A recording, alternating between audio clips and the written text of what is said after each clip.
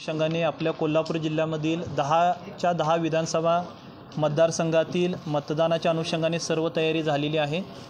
एकूण 16,237 मतदान कर्मचाऱ्यांची नियुक्ती करण्यात आलेली आहे। एकूण 393 sector officer, 138 sector police officer आणि जवळपास 4,000 एवढा पोलीस फोर्स, एवढी सर्व यंत्रणा मतदानाच्या अनुषंगाने मतदानाच्या दिवशी काम करणार आहे। एकूण 3,452 मतदान केंद्रांवरती आपली मतदान प्रक्रिया चालणार आहे। त्यापैकी 2,090 मतदान केंद्रांवरती वेबकास्टिंगची सुद्धा सुविधा यावेळी करण्यात आलेली आहे।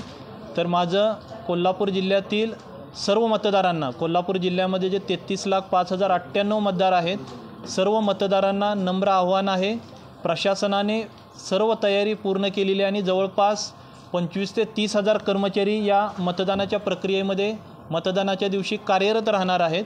सर्व मतदान केंद्रांवरती ज्या बेसिक सुविधा दिल्या पाहिजेत, पाण्याची व्यवस्था, रांगेचं नियोजन, ही पूर्ण व्यवस्था करण्यात आलेली आहे।